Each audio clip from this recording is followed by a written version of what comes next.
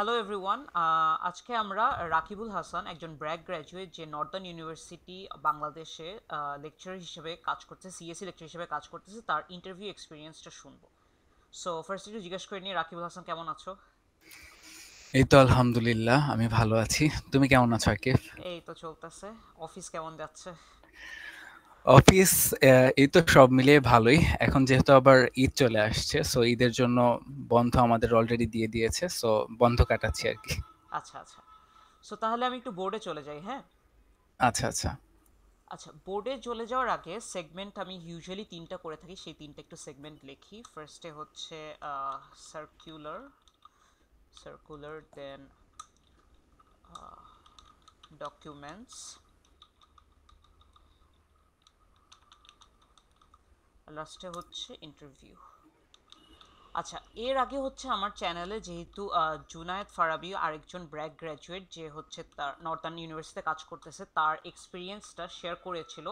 So ওই ভিডিওটা দেখলেই সার্কুলার ডকুমেন্টসের পার্টটা ওখানে কভার করা আছে। সো ওই ভিডিওটা আমি এই ভিডিও ডেসক্রিপশনে লিঙ্কটা দিয়ে দিব। সো রাকিবুল হাসান, তুমি যদি তোমার ইন্টারভিউ পার্টটা একটু শেয়ার করতে, কারণ তোমারটা একটু ডিফারেন্ট ছিল নর্মালের চেয়ে, সো ওই জন্য আর কি তোমার কাছে জিজ্ঞেস করা আর কি। আচ্ছা, হ্যাঁ। সো ইন্টারভিউ পার্টটা ডিফারেন্ট ছিল বলতে, ইউজুয়ালি নর্দার্ন ইউনিভার্সিটি বাংলাদেশে যেমন হয় যে ফার্স্টে একটা রিটেন পার্ট হয়, দেন রিটেনে যারা যারা টিকে তাদের নিয়ে একটা প্রেজেন্টেশন পার্ট হয়, যেখানে হচ্ছে সবাই মিলে একটা নির্দিষ্ট টপিকে প্রেজেন্ট করে, এবং তারপরে হচ্ছে আমাদের ইন্টারভিউ বা ভাইভা পার্টটা হয়। কিন্তু আমাদের বেলায় যেটা হয়েছিল, আমি হচ্ছে ফল 23-তে হচ্ছে নর্দার্ন ইউনিভার্সিটির ইন্টারভিউ দিতে যাই। তো তখন যেটা হয়েছিল যে আমাদের রিটেন এক্সামটা হয়নি, সো আমাদের হচ্ছে ডাইরেক্ট কাইন্ড অফ প্রেজেন্টেশন দিতে হয়েছে, এবং প্রেজেন্টেশন থেকে আমাদের তারপরে যে ভাইবা পার্ট ওখানে নিয়ে যাওয়া হয়েছে। সো এইভাবে হচ্ছে আমাদের প্রসিডিওরটা হয়েছিল। আচ্ছা, সো তোমাদের পার্টে হচ্ছে ইন্টারভিউটা দুইটা প্রসেসে ছিল, সো একটু নোট ডাউন করি। একটা ছিল হচ্ছে প্রেজেন্টেশন, তারপর কি ভাইবা ছিল? রাইট। আচ্ছা, ভাইবা। এখন যদি একটু প্রেজেন্টেশনটা নিয়ে বলতা। আচ্ছা। সো যেহেতু এর আগে আমরা জানি বা নরমালি যেটা শুনেছি যে আহ, আমাদের একটা রিটেন পার্ট থাকে, রিটেন পার্টের জন্য আমরা প্রায় যতজনই গিয়েছিলাম, ওখানে আমাদের ব্র্যাকের কয়েকজন ফ্রেন্ডও ছিল, প্লাস অন্যান্য ইউনিভার্সিটির স্টুডেন্টরা ছিল, অর্থাৎ গ্র্যাজুয়েটরা ছিল। তারা অবশ্য সেরকম করে প্রিপারেশন নিয়ে এসেছিল। আহ, কিন্তু যেহেতু আমাদের রিটেন পার্টটা হয়নি, সো আমাদের তখন বলা হয়েছিল যে আপনাদের হচ্ছে ডাইরেক্টলি একটা প্রেজেন্টেশন হবে, এবং সেখানে আপনাদের নির্দিষ্ট একটা টপিকের উপর প্রেজেন্ট করতে হবে। সো আপনারা আপনাদের পছন্দ মতো টপিক চুজ করে সেটার উপর প্রিপারেশন নিতে পারেন। সো আমরা এটা শোনার পর আহ, কিছুক্ষণ সময় পাই, হাফ অ্যান আওয়ারের মতো প্রিপারেশন নেওয়ার জন্য। সো আমরা হচ্ছে অলরেডি আমরা যেহেতু জানতাম যে নর্দার্ন ইউনিভার্সিটি বাংলাদেশে এইরকম একটা প্রেজেন্টেশন দিতে হয়, আমাদের বাসা থেকেই হচ্ছে ২টা বা ৩টা টপিক রেডি করা ছিল যে এই টপিক আমরা প্রেজেন্টেশন দিতে পারি। সো আমি যে টপিকটা চুজ করেছিলাম সেটা হচ্ছে ডেটা স্ট্রাকচারের লিঙ্ক লিস্ট। সো আমি ওইটা নিয়ে ভালো করে প্রিপারেশন নিয়ে এসেছিলাম, সো ওইটার উপরেই হচ্ছে আমার প্রেজেন্ট করতে হয়েছিল। সো প্রেজেন্টেশনের মধ্যে আবার ২টা ভাগে ভাগ করা থাকে। প্রথমে হচ্ছে আমাদের প্রেজেন্ট করতে হয়, দেন হচ্ছে প্রেজেন্টেশনের উপর কোয়েশ্চেন অ্যান্ড অ্যান্সারের পার্টটা থাকে। সো এইভাবে মূলত আমাদের প্রেজেন্টেশনটা হয়েছিল। আচ্ছা, প্রেজেন্টেশনটা কতক্ষণের থাকে, যদি টাইম লিমিট একটু বলতা। প্রেজেন্টেশন আমাদের ইউজুয়ালি বলা হয় যে 5 মিনিটসের জন্য, কিন্তু কিছু কিছু ক্ষেত্রে আমাদের 5 মিনিটস প্রেজেন্ট করা লাগে না, কারণ হচ্ছে আমাদের সামনে যেই টিচাররা থাকেন, অর্থাৎ সিনিয়র টিচাররা থাকেন, ডিপার্টমেন্ট হেড থাকেন, মাঝে মধ্যে প্রো ভিসি এবং ভিসি থাকেন। তারা হচ্ছে যে জিনিসটা দেখে যে আমরা কত ভালোভাবে ক্লাসটা কন্ডাক্ট করতে পারছি, অর্থাৎ আমাদের যেটা হচ্ছে আমরা পড়াতে চাচ্ছি সেটা হচ্ছে প্রত্যেকটা স্টুডেন্টের কাছে ভালোভাবে পৌঁছাচ্ছে কিনা। ফর এক্সাম্পল, আমাদের ডিপার্টমেন্ট হেড এবং অন্যান্য টিচাররা কিন্তু ক্লাসের একদম শেষে বসে হচ্ছে আমাদের যেই আমরা যেভাবে পড়াচ্ছি সেই জিনিসটা হচ্ছে তারা লক্ষ্য করেন। সো সেক্ষেত্রে তারা এই জিনিসটাও খেয়াল করে যে আমরা যা পড়াচ্ছি এবং যেই টপিক পড়াচ্ছি সেই জিনিসটা শেষ পর্যন্ত বা শেষে কোনো স্টুডেন্ট বসলে তার কাছে পৌঁছাচ্ছে কিনা, অথবা আমরা মেসেজটা কিভাবে কন্ডাক্ট করতে চাচ্ছি। ঠিক আছে? সো এখানে কয়েকটা জিনিস খুব ইম্পর্টেন্টলি দেখা হয়, সেটা হচ্ছে এক হচ্ছে আমাদের পড়ানোর ধরনটা, দুই দুই নাম্বার যেটা হচ্ছে সেটা হচ্ছে আমাদের মেসেজটা বা আমাদের যেটা পড়াতে যাচ্ছি সেটা সবার কাছে পৌঁছাচ্ছে কিনা। তিন হচ্ছে দ্য ওয়ে অফ টিচিং, আমরা কিভাবে হচ্ছে তাদের পড়াচ্ছি সেটা হচ্ছে ইম্পর্টেন্ট, কারণ আহ, যেহেতু এক একজন স্টুডেন্ট এক এক রকম হবে, সো আমাদের the way of teaching is very important, so that every student can learn from the way we teach. আচ্ছা আচ্ছা, এখানে একটা একটু কোশ্চেন করবো যে মানে যারা সবাই পার্টিসিপেন্ট ছিল ওরাও কি এই প্রেজেন্টেশনে মানে যখন প্রেজেন্ট করো তখন কি ওরাও প্রেজেন্ট ছিল কিনা? হ্যাঁ, হ্যাঁ। সো যেখানে হচ্ছে আমরা সবাই বসেছিলাম, ক্যান্ডিডেট ছিলাম, আ অর্থাৎ ইন্টারভিউ দিতে গিয়েছিলাম। সো ওই রুমের মধ্যে আমাদের প্রেজেন্ট করতে হয়। ওইখানে বড় একটা বোর্ড থাকে। সো আমরা ভেবেছিলাম ১ম এ যে আমাদের স্লাইডে প্রেজেন্ট করতে হবে। বাট পরবর্তীতে জানানো হয় স্লাইডের কোনো প্রয়োজন নেই। জাস্ট টপিকটা আমাদের একটা মার্কার দেয়া হয়েছিল এবং মার্কারটায় আমরা হোয়াইট বোর্ডে লিখে আমাদের এই জিনিসটা এক্সপ্লেইন করতে হবে বা প্রেজেন্ট করতে হবে। সো আমরা যখন প্রেজেন্ট করতাম তখন হচ্ছে আমাদের সাথে যারা ছিল ইন্টারভিউ দিতে এসেছে তারা সবাই কিন্তু আমাদের সামনে বসা ছিল, এবং যারা ইন্টারভিউ নিচ্ছিলেন আমাদের টিচার এবং হেড হেড স্যার সহ অন্যান্য প্রভিসি স্যার, তারাও হচ্ছে পিছনে বসেছিলেন। আচ্ছা, আর প্রেজেন্টেশনের মাঝখানে কি স্টপ করে কোশ্চেন করে নাকি একদম শেষ করে দেন কোশ্চেন বা ভাইবা যেটা স্টার্ট হয়? আচ্ছা, এখানে ভাইবা বলতে সরি, কোশ্চেন অ্যান্সার আর কি। রাইট, এখানে একটা জিনিস, আমাদের যেহেতু ৫ মিনিট সময় দেওয়া হয়েছিল, সবাই কিন্তু 5 মিনিটস প্রেজেন্ট করেনি। এখানে মাঝে মধ্যে আমাদের যে যারা হচ্ছে ইন্টারভিউ নিচ্ছিলেন, আমাদের সিনিয়র টিচাররা, ওনারা মাঝে মধ্যে কারো কারো প্রেজেন্টেশন স্টপ করে দিচ্ছিলেন, এবং এটা হচ্ছে ২টা কারণ। এক হচ্ছে আহ, দুই ক্ষেত্রে হচ্ছে মানুষের প্রেজেন্টেশন স্টপ করা হচ্ছিল। এক হচ্ছে ওনারা they have got a good idea about the presenter, তারা হচ্ছে বুঝে গেছে যে উনি ভালো পড়াতে পারবে, এটা হচ্ছে একটা ক্ষেত্র। আরেকটা হচ্ছে যে ওনারা হয়তো কোনো কিছু ল্যাকিংস খুঁজে পেয়েছেন, এটা হচ্ছে আরেকটা ক্ষেত্র। সো কোনো ক্ষেত্রে কোনো একজন প্রেজেন্টার হচ্ছে ২ মিনিট প্রেজেন্ট করলো, তাকে বলা হলো যে হয়েছে, আপনার আর প্রেজেন্ট করতে হবে না। এর মানে এই নয় যে আপনি সিলেক্ট হবেন না, এর মানে এটাও হতে পারে যে আপনারটা অনেক ভালো লেগেছে আর প্রেজেন্ট করতে হবে না। সো দুই ক্ষেত্রেই হচ্ছে স্টপ করতে পারেন ওনারা। আচ্ছা আচ্ছা, আর টপিক বলতেছো মানে অ্যাটলিস্ট মানুষের দুইটা বা তিনটা টপিক সিলেক্ট করে যাওয়া উচিত, রাইট? রাইট, আই গেস ২টা টপিকের উপর প্রিপারেশন নিয়ে গেলে এনাফ। আচ্ছা আচ্ছা আচ্ছা, কোশ্চেন অ্যান্সারের পার্টটাতে কি হয় যদি একটু বলতা। আচ্ছা, কোশ্চেন অ্যান্সারের পার্টের আমি যেহেতু যেই টপিকটা পড়াচ্ছি ওই টপিকের উপরে ইউজুয়ালি কোশ্চেন করা হয়, এবং ওই টপিক রিলেটেড হচ্ছে অন্যান্য কিছু থাকলে তাদের কম্প্যারিজনে কোশ্চেনগুলো করা হয়। ফর এক্সাম্পল, আমি হচ্ছে যেহেতু লিঙ্ক লিস্টে প্রেজেন্ট করছিলাম, সো আমাকে জিজ্ঞেস করা হয়েছিল লিঙ্ক লিস্ট এবং স্ট্যাক দুইটার মধ্যে ডিফারেন্স কি এবং কোনটা হচ্ছে কোন ক্ষেত্রে ইউজ করা বেটার। সো এই ধরনের রিলেটেড কোশ্চেন বা টপিক রিলেটেড কোশ্চেন ইউজুয়ালি করা হয়। আচ্ছা, সো কিউএ হচ্ছে রিলেটেড টু যেই টপিকটা আর কি একজন মানুষ প্রেজেন্ট করবে নাকি? হ্যাঁ, হ্যাঁ। আচ্ছা, এখানে আমার একটা কোশ্চেন, সেটা হচ্ছে টপিক কি ম্যাচ হয়ে গেলে কোনো প্রবলেম আছে? ধরো দুইটা পার্টিসিপেন্ট একটা টপিকই প্রেজেন্ট করতেছে, এটাতে কি কোনো সমস্যা আছে? না, এক্ষেত্রে কোনো সমস্যা নেই। কারণ হচ্ছে অনেকেই হচ্ছে সেম টপিকে প্রিপারেশন নিয়ে আসে। সো টপিক কলাপস হলে কোনো সমস্যা নেই। আচ্ছা আচ্ছা, তাও কি টপিক ইউনিক হলে একটু কি বেটার? মানে যেহেতু দুই তিনটা টপিকের অপশন নিতে বলতেছো। রাইট। সো টপিক হচ্ছে ইউনিক হলে বেটার, কারণ এইটা দ্বারা হচ্ছে এটা প্রমাণ করে যে তোমার হচ্ছে বেসিক টপিকের উপরেও অন্যান্য টপিকে ভালো হচ্ছে জ্ঞান, মানে নলেজ আছে। সো সেই টপিকটা তুমি যদি ভালো করে এক্সপ্লেইন করতে পারো, তাহলে অবশ্যই তারা হচ্ছে অন্যভাবে নিবে বিষয়টাকে। সো এটা বেটার। তুমি হচ্ছে জেনারেল টপিকগুলোর চাইতে তুমি যদি হচ্ছে হায়ার লেভেলের কোনো টপিক চুজ করো, যেমন for example machine learning, or আমরা যেই টপিকগুলো নিয়ে থিসিস করি, সো ওই রকম টপিক যদি আমরা চুজ করি তাহলেও ভালো হয়। বাট ইউজুয়ালি এমন না যে তুমি জেনারেল একটা টপিক নিয়ে প্রেজেন্ট করেছো সেক্ষেত্রে তোমাকে বাদ দিয়ে দেওয়া হবে, এরকম কিন্তু না। সো এখানে মেইন যে জিনিসটা দেখা হয় যে আবারও যেটা হচ্ছে ইম্পর্টেন্ট, যে তুমি কিভাবে পড়াচ্ছ, তোমার পড়ানোটা সব স্টুডেন্টের কাছে পৌঁছাচ্ছে কিনা, এই বিষয়টা। আচ্ছা আচ্ছা আচ্ছা, সো প্রেজেন্টেশনের পার্টটা এবং প্রেজেন্টেশন রিলেটেড কোশ্চেন অ্যান্সার পার্টটা শেষ হলে কি একটা লিস্ট বা এরকম কিছু পাবলিশ করে ওরা? হ্যাঁ, হ্যাঁ। সো প্রেজেন্টেশনের মধ্যে যারা যারা থাকে তো সবার আমরা ইউজুয়ালি হচ্ছে 50 আমরা যখন ছিলাম যে 50 পিপল ছিলাম, যে 50 জন মানুষ ছিলাম, এবং এর মধ্যে থেকে হচ্ছে যখন একটা রিভাইজড আরেকটা শিট নিয়ে আসা হয়, সেখানে হচ্ছে আবার কিছু কিছু মানুষকে বাদ দেওয়া হয়। ফর এক্সাম্পল 50 থেকে হচ্ছে আমাদের 30-র মতো হচ্ছে চুজ করা হয়েছিল। তারপর হচ্ছে এই 30 মানুষকে নিয়ে হচ্ছে আবার পরে ভাইবার যে অংশটা ওইখানে হচ্ছে আমাদের নিয়ে যাওয়া হয়। সো ভাইবা হচ্ছে আমাদের যেখানে দিতে হয় সেটা হচ্ছে আমাদের আচ্ছা, একটা আমরা ছোট্ট যেখানে একটু দিয়েছিলাম, ইন্টারাপ্ট করবো, রাইট? সেটা হচ্ছে প্রেজেন্টেশনের এই লিস্টটা মানে সবার শেষ হওয়ার পর কতক্ষণ পরে পাবলিশ করে, এটা যদি একটু বলতাম।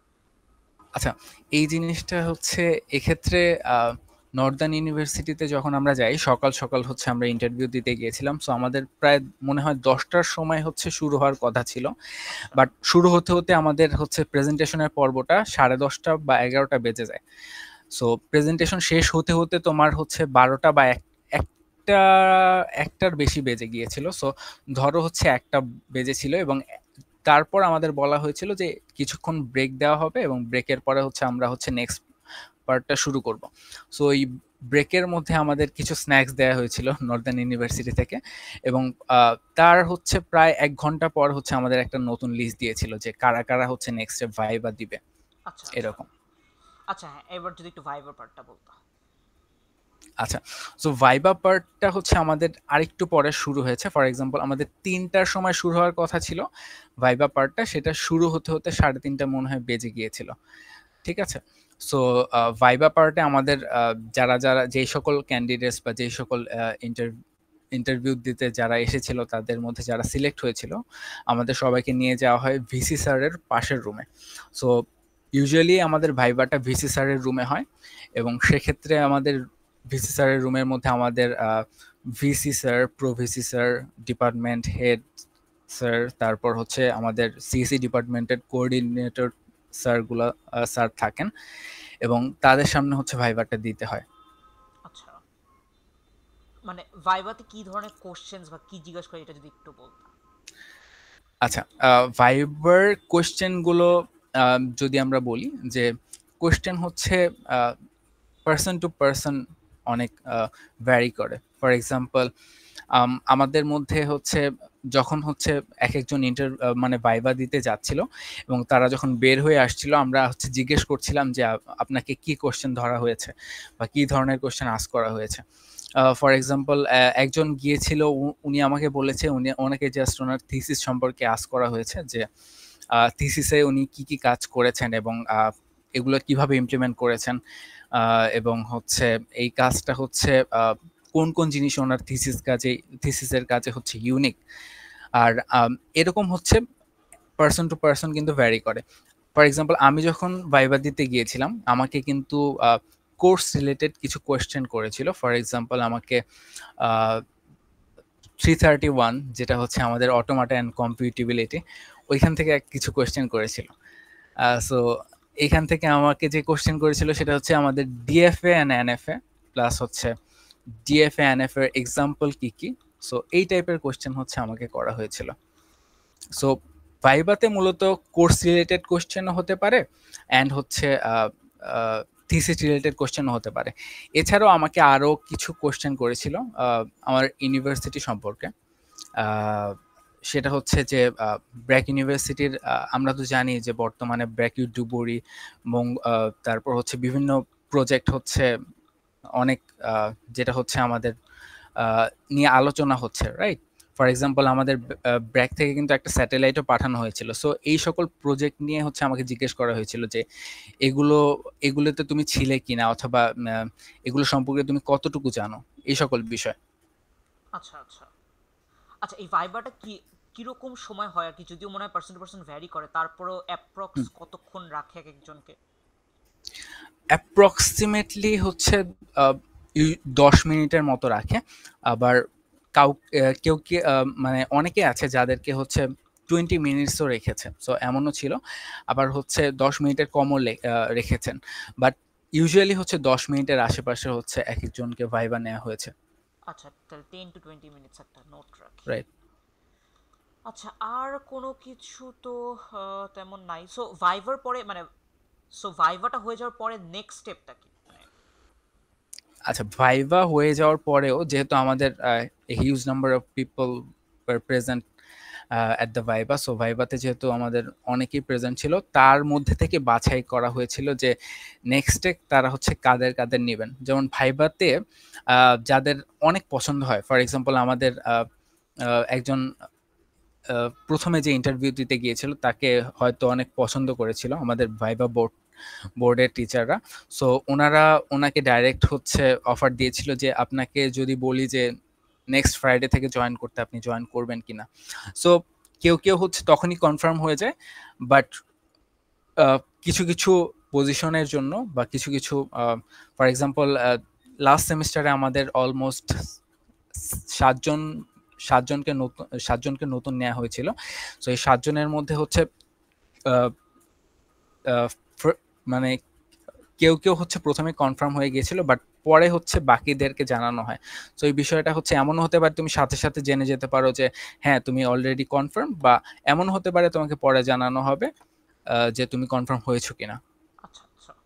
সো এটার তো আর কোনো লিস্ট টিস্ট পাবলিশ নাই, রাইট? না, লিস্ট পাবলিশ নেই। আহ, এর ফলে যে এরপরে যেটা হয় যে ভাইবার থেকে যারা হচ্ছে সিলেক্ট হয়েছে তাদের বলে দেওয়া হয় যে নির্দিষ্ট একটা তারিখের মধ্যে তো আপনাদের ফোন করে জানিয়ে দেওয়া হবে যে আপনারা হচ্ছে এখানে সিলেক্ট হয়েছেন কিনা। আচ্ছা আচ্ছা, সো তারিখটা পার হয়ে গেলে তো বোঝা যাচ্ছে যে যারা জয়েন হয়নি তারা কল পায়নি। হ্যাঁ, হ্যাঁ। আচ্ছা বাট এক্ষেত্রে একটা জিনিস থাকে, সেটা হচ্ছে যে আহ, আমাদের ভাইবা নেওয়া হয়েছে, ফর এক্সাম্পল ধরো 20 মানুষের ভাইবা যদি নেওয়া হয়, সেক্ষেত্রে যদি আমাদের টিচার লাগে ফর এক্সাম্পল 7 জন, সো সেক্ষেত্রে 7 জনের মধ্যে এমন যদি কেউ থাকে যে জয়েন করেনি, 7 জনকে কনফার্ম করা হলো ফোন করে, এবং 7 জনের মধ্যে কেউ জয়েন করেনি, সেক্ষেত্রে হচ্ছে ভাইবার থেকে তার 7 জনের পরেও যারা ছিল সিরিয়ালে তাদেরকেও পরবর্তীতে ডাকা হয়। আচ্ছা আচ্ছা, মানে একটা ওয়েটিং লিস্টের মতো ক্রিয়েট করে রাখে আর কি। Right, right. আচ্ছা আচ্ছা। সো এই তাহলে তো তোমার পুরো এক্সপিরিয়েন্সই শুনলাম। আর নিজের কোনো কিছু, কোনো পার্সোনাল ওপিনিয়ন কি শেয়ার করতে চাও নর্দার্ন ইউনিভার্সিটি রিলেটেড বা ব্র্যাকে রিলেটেড? হ্যাঁ, সো এখানে জিনিসটা হচ্ছে যে নর্দার্ন ইউনিভার্সিটি বাংলাদেশের বর্তমানে কিন্তু ব্র্যাকের অনেকেই আছে যারা ব্র্যাক থেকে গ্র্যাজুয়েট করেছে। ফর এক্সাম্পল তুমি হয়তো জানো যে অলরেডি 7 জন টিচার বা 7 জন faculty members already BRAC graduate. এছাড়াও আমাদের 2 জন অ্যাডজাঙ্ক্ট ফ্যাকাল্টি আছে, তারা হচ্ছে ব্র্যাক থেকে। আচ্ছা সো আচ্ছা নর্দার্ন ইউনিভার্সিটিতে বর্তমানে কিন্তু শুধুমাত্র তোমার পার্মানেন্ট না, এমনকি অ্যাডজাঙ্ক্ট পজিশনেও কিন্তু লেকচারার নেওয়া হচ্ছে। আচ্ছা। রাইট। আর সেক্ষেত্রে বর্তমানে কিন্তু আমরা যেহেতু জানি যে আমাদের সিএসসি গ্র্যাজুয়েটের সংখ্যা কিন্তু অনেক বেশি, সেক্ষেত্রে কম্পিটিশনটা কিন্তু এখন খুবই বেড়ে গিয়েছে এই আচ্ছা আচ্ছা। লেকচারার পজিশনের জন্য। কারণ লাস্ট 2 সেমিস্টার ধরে যেই তোমার সার্কুলারটা দেয়া হয়, সেক্ষেত্রে কিন্তু বলা হয়ে থাকে যে আমাদের সার্কুলারে যে মাস্টার্স ইজ মাস্ট। সো এই জিনিসটা হচ্ছে নতুন অ্যাড হয়েছে যে মাস্টার্সকে বেশি প্রায়োরিটি দেয়া হয়, কারণ যেহেতু আমাদের কম্পিটিশন বেড়ে গেছে। আচ্ছা আচ্ছা আচ্ছা। আচ্ছা, আর আর anything related to Northern or BRAC কিছু যদি শেয়ার করতে চাও? হ্যাঁ, সো এক্ষেত্রে একটা ইন্টারেস্টিং জিনিস আছে যে নর্দার্ন ইউনিভার্সিটিতে আমাদের যেই ফ্যাকাল্টি মেম্বাররা থাকে, আহ, আমরা হচ্ছে সবাই হচ্ছে যারা লেকচারার পজিশনে আছি, আমাদের সবাইকে হচ্ছে একটা কমন স্পেসের মতো জায়গায় বসতে হয়। তুমি হয়তো জানো যে ব্র্যাক ইউনিভার্সিটিতে এখন যেমন লেকচারারদের জন্য স্পেস দেওয়া হয়েছে, রাইট? হ্যাঁ হ্যাঁ। সো এরকম একটা কমন স্পেসে বসতে হয়। সো এই কমন স্পেসের মধ্যে আমাদের টিচারদের মধ্যে যেই আহ, সৌহার্দ্যতা, যেই হচ্ছে রিলেশনশিপ, এইটা হচ্ছে অনেক ভালো। আমাদের প্রত্যেকটা টিচার হচ্ছে একজন আরেকজনের সাথে খুবই ভালো সম্পর্ক, এবং এমন না যে কোনো টক্সিক একটা সিচুয়েশন অফিসে ক্রিয়েট হয়ে যাচ্ছে, কারণ হচ্ছে আমাদের প্রত্যেকটা টিচার হচ্ছে একজন অন্যজনের যে কোনো হচ্ছে বিপদে হচ্ছে চলে আসে। এই জিনিসটা আমার খুবই ভালো লাগে যে নর্দার্ন ইউনিভার্সিটিতে এমন একটা পরিবেশ আছে।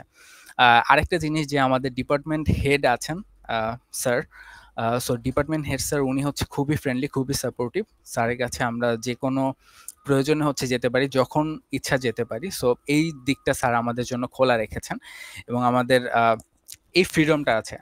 এই ফ্রিডম বলতে আমাদের নর্দার্ন ইউনিভার্সিটিতে অনেক ভালো ফ্রিডম আছে। ফ্রিডম বলতে আমি আমার ক্লাসের স্টুডেন্টদের আ আমার ফ্লোতে বা আমার মতো টপিক চুজ করে পড়াতে পারবো, এই ফ্রিডমটা কিন্তু নর্দার্ন ইউনিভার্সিটিতে দিয়েছে। সো সেক্ষেত্রে আমাদের কয়েকটা জিনিস আমি আমি মনে করি যে অনেক ভালো আমার জন্য। সেটা হচ্ছে যে, এক হচ্ছে আমি নিজের মতো করে পড়াতে পারি, নিজের ফ্লোতে পড়াতে পারি। দুই হচ্ছে আমার এখানে তোমার লিডারশিপ গ্রো করার কিন্তু একটা ওয়ে থাকে। তুমি আচ্ছা যখন আচ্ছা। নিজের মতো করে পড়াবে বা নিজের ফ্লোতে পড়াবে, অথবা নিজের একটা প্রজেক্ট তুমি চুজ করলে সেই প্রপোজাল নিজের মতো করে তৈরি করবে। তুমি ডাইরেক্টলি হেডের কাছে ডিপার্টমেন্টের হেডের কাছে যেতে পারবে। সো এই জিনিসটা অনেক ফ্লেক্সিবল। সো মানে ওয়ার্কিং এনভায়রনমেন্ট অনেক হেলদি এবং work friendly, right? Right, right. আচ্ছা, আর কি কোনো কিছু শেয়ার করতে চাও নাকি এখানে আজকে শেষ করব? আম, আর লাস্টলি আমি এটাই বলতে চাই যে নর্দার্ন ইউনিভার্সিটির বর্তমানের সবকিছু মিলিয়ে বর্তমান প্রেক্ষাপটে আমি বলবো যে ফার্স্ট জব হিসেবে খুবই ভালো একটা জব। বাট এই এইদিকে এইদিকে আরেকটা জিনিস, আচ্ছা আরেকটা জিনিস, সেটা হচ্ছে রাস্তাটা কিন্তু একটু খারাপ। যদি আমাদের বর্তমানে যে মেয়র নির্বাচিত হয়েছে এই নর্দার্ন ইউনিভার্সিটি এলাকায়, উনি বলেছেন যে শীঘ্রই রাস্তাটা চেঞ্জ করবে। আর সবকিছু মিলিয়ে এটাই বলবো লাস্টে যে নর্দার্ন ইউনিভার্সিটি বাংলাদেশ যদি কেউ জয়েন করতে মানে চান ফার্স্ট জব হিসেবে, অথবা এটা কিন্তু আরেকটা দিক দিয়ে ভালো, যদি আপনি লেখাপড়ার পাশাপাশি করতে চান, লেখাপড়া বা মাস্টার্স বা হায়ার স্টাডিজ আপনি সাথে সাথে করতে চান, সেক্ষেত্রে অনেক ভালো একটা জব। মানে অনেক টাইম পাওয়া যায় নিজের জন্য, রাইট? রাইট। আচ্ছা আচ্ছা। ওকে তাহলে Rakib, thank you for the video, thank you for sharing the experience. আজকে ভিডিও তাহলে এখানে শেষ করতেছি, হ্যাঁ? Okay Akif, thank you to you two.